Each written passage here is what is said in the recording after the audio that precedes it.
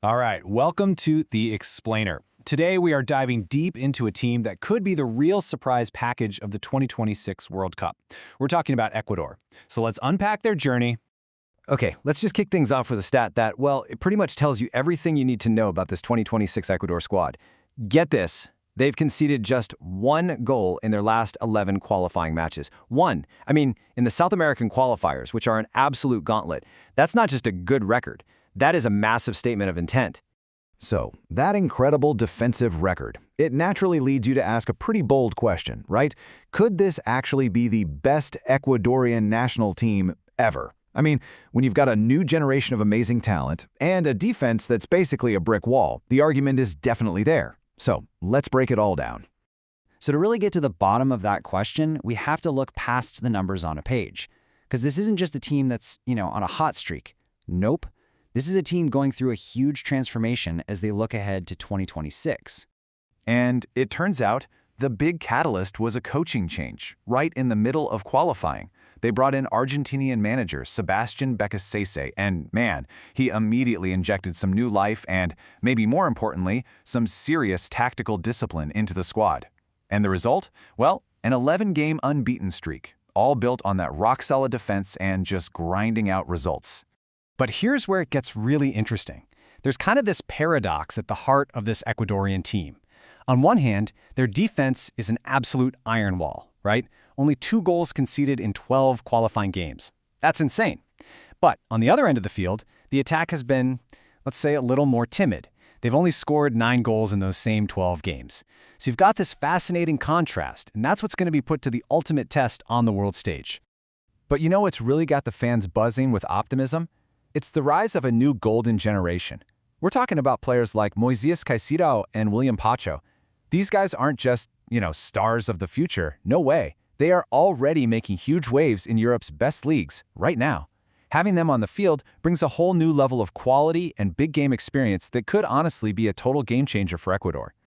Okay, so to really understand what this team is capable of, you have to look back at their history in the World Cup. It's really a story of growth, a lot of heartbreak, and this constant nagging drive to prove they belong on the biggest stage. So this is actually Ecuador's 5th time at the World Cup, which is a big deal in itself. But the really important thing to notice here? It's the back-to-back qualifications. This is the first time they've done that since 2006. And that tells you something. This isn't just a one-off lucky run. It really feels like it's signaling a whole new era of consistency for them. And you know what's fueling this new era? A massive sense of unfinished business.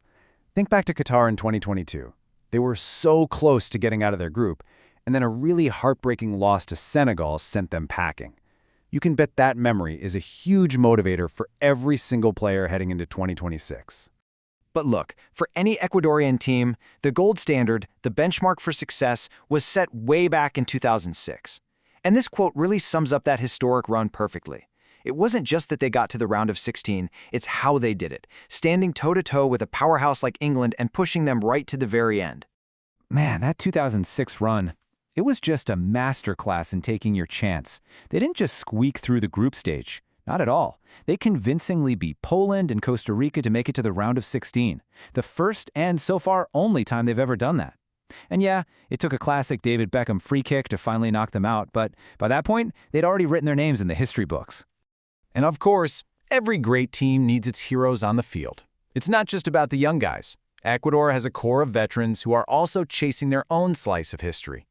And leading that charge is their captain, their star striker, Enner Valencia. I mean, the guy's a legend. He's already scored 6 goals across 2 World Cups, making him their all-time top scorer in the tournament. And believe me, he is not done yet. He's just one of those clutch finishers who can completely change a game in a single moment. But it's not just about goals for Valencia. He's also closing in on another huge milestone, one that really speaks to his incredible longevity and his influence on this team. It's a record that's currently held by another absolute legend, Edison Mendez. So here's the deal. Valencia's already played in 6 World Cup matches. The record, held by Mendez, is 8. So you do the math, he just needs to play in 3 more games to break that record. If he plays in all 3 group stage matches this summer, he will become the most capped World Cup player in Ecuador's history. Just incredible. So you take all of this, the history, the potential, the ambition, the records on the line, and it's all coming to a head right now in the stadiums across the United States. For this incredible Ecuadorian team, the future is officially now.